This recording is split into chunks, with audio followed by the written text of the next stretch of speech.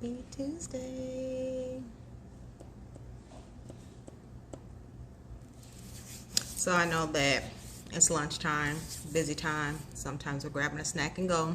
So I know that most people are in the middle of their workday. So I'm just gonna do a quick talk about burnout and how you can decrease the symptoms of it. Just gonna wait a second or two to see if anybody jumps on.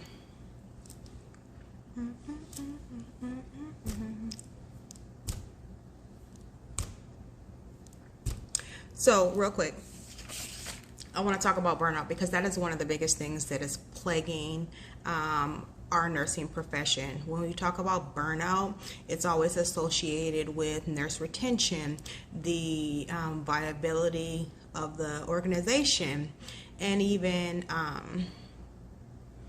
the outcome of our patient, our patient care outcomes.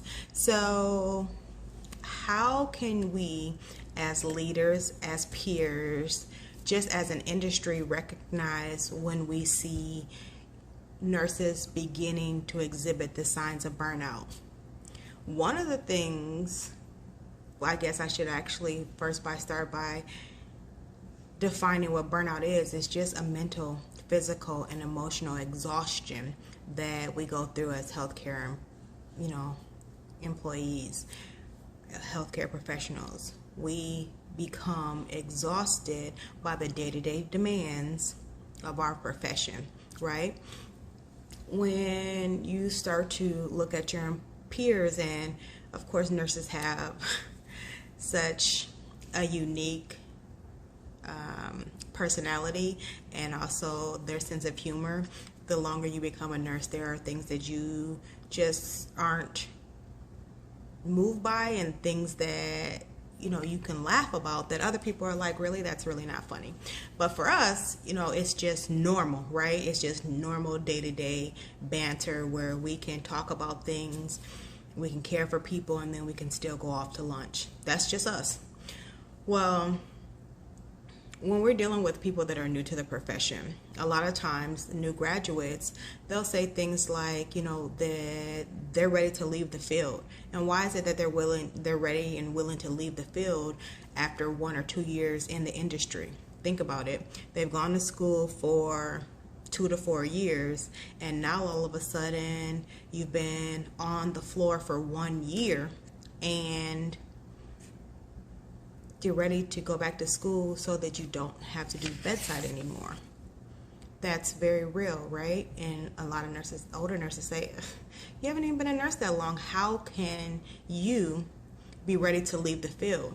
Well, their burnout is real for them, right? Because what they were taught in school versus what they learned on the floor is completely different, right? In nursing school, you have 2 patients. Can I take care of 2 patients, 2 med-surg or 2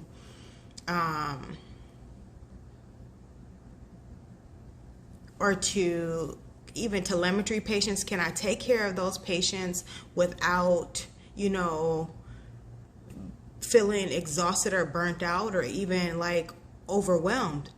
In most cases you can, but the reality is that when you leave nursing school and you step out onto that floor, you can have between 4 or 6 patients depending on what specialty you work in. So that's where I believe that the falsehood of what we do in nursing, how it translates, it doesn't translate to the floor. Because giving a nursing student 2 patients, I understand that there's a group of them, and I do. I'm not saying that. I'm saying from an individual aspect. If you're the person caring for those patients, then once you go to the floor and you have 6, I don't feel like I've been properly trained to handle this amount of stress, right? So you lose engagement. People just don't want to participate in the policies or the changes or anything that's going on the floor. People begin to dread to come to work, right? Then when you had this person that was so hopeful and so engaged and wanted to change the world or change nursing or just help people, they start to experience the compassion fatigue. Or you're sitting next to your coworker, the call lights ringing, or they're monitors are ringing or their IV pump is ringing and they're on their phone and they're just not even engaged in what's going on. And you're like, sir, ma'am, your patient is calling. Their alarms are ringing. Your IV bag is empty. Those kind of things where people just become disengaged and you're watching as this is occurring, right? These are all signs of burnout, right? And how do we combat that? Like, how do we re-engage, re-energize, and refocus on why we became the nurses that we became, right? For some people, you got to have work-life balance. You do. When you're not at work, are you focusing on work? Most people aren't. But are you focusing on the things that help you de-stress and relax? Do you get enough sleep? Lack of sleep was a big one for me. I've always been in healthcare, but I've always worked 1 or 2 jobs, or even when that was called to come into work, a lot of the times I would come, right? So I would work 4 and 5 shifts a week. Think about that. You already work long hours, 12 hours. You get home, it's already 8:30, 9 o'clock. Sometimes you go to sleep right away, sometimes you don't. And then you get up and you do that whole cycle again. Your body isn't getting the proper rest that it needs, right? Then are you hydrating? For nurses, I never drink water at work because water means you go to the bathroom. Let's be realistic. That means you go to the bathroom.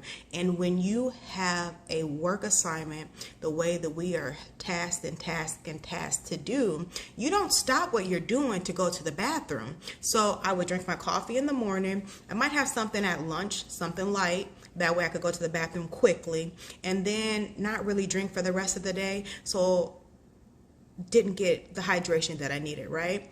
That's part of our balance where you don't pee and eat regularly like you're supposed to. And it's hard to try to find that balance when you're always caring for other people.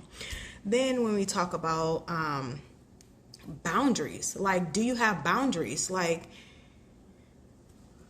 yes, I love what I do, but at some point in time, you have to say, I am important as well. I am important and my livelihood depends on what I do. So take the time to make sure that you have hobbies. Make sure that you are doing self-care. And I always post stuff on Sunday because, you know, Sunday's the days we're all supposed to be resting, but truly, we work every other weekend most of the times as nurses, or even every third weekend. So every Sunday is not really our ideal day. But during the week, or whenever you're off, are you doing things that will help you de-stress? Things that will help you rejuvenate? Things that will help you put the emphasis back on yourself? That is very, very important. I really enjoy writing because writing takes me to a whole nother thought process. I don't think about work. I don't think about what I'm missing. I don't think about, you know, what could be going on. What I think about is the characters that I am evolving, and my imagination just takes me someplace else. And I really do love it. And that's the way that I've been able to maintain the work-life balance, is that I throw myself into my home projects when I'm at home, right? And then the last thing is you need to develop strong interpersonal relationships. When I first became a nurse, I stayed at a facility for 5 years, even though I could do it I could do the skills, I could take care of the patients with my eyes closed, right? There wasn't anything that I was actually learning or gaining through that process. I was literally just there because I loved the people that I worked with, right? And I had the A team, and when I was there on the days of the A team, it was a phenomenal day, even if the place was on fire. But then when those days that I had the B team or the C team or the D team, you know, I was there, you know, just getting through the day, taking care of my patients. But when the A team came, it was like that whole rejuvenation, and it reminded you of why you stay connected to that facility. So building those interpersonal relationships really can help you decrease burnout and stress. It really can change the outcome of your career. It really can change even the trajectory of your mindset, because back then I didn't know that I wanted to actually go into leadership. I was a charge nurse, but I could sit down and I could talk with anybody and have those conversations. And I loved that I was able to have those dialogues with the people that I worked with. So when things came up on the floor that I wanted to see change, I could actually go to the administrator of the facility and say, hey, this is what we're seeing out there. Can you do X, Y, and Z? And because they respected me and they respected how hard I worked, they listened to me. So building those relationships it's very important, even for the growth or the development of your career, because right now I can still go back and fall on, those people and still get great insight and input to any and everything that they do. I don't know what's going on with the sun behind me, but it's a little weird here. So I just wanted to come in and give you guys some few tips about how to deal with burnout. It doesn't alleviate any and everything that you're going through, and it's a continual work in progress, because over the years I have really gone through my phases where I'm like, whoo, I really want to do something different. And I would go back to school, right? Then I would be like, okay, well, now that I'm in school, I'm busy and my mind is refocused, then okay, it's fine. But then once I was done with school and I was still doing the same continual things and I wasn't evolving, then I would kind of get to the point where I'm like, well, this isn't really what I want to do. I really do love the cliche where we take care of patients. I don't just take care of patients though, but I enjoy taking care of people, right? Not just the people on the floor, but the people actually that we work for as well, because those relationships with all those entities are important, and they've helped me survive 25 years in the healthcare field. So just my thoughts for Terrific Tuesday. I know you guys are out there busy and lunch is about to be over, but drop your comments, any kind of suggestions on how you've been able to deal with burnout or help others to deal with burnout. It's much appreciated. Thank you so much for joining us today.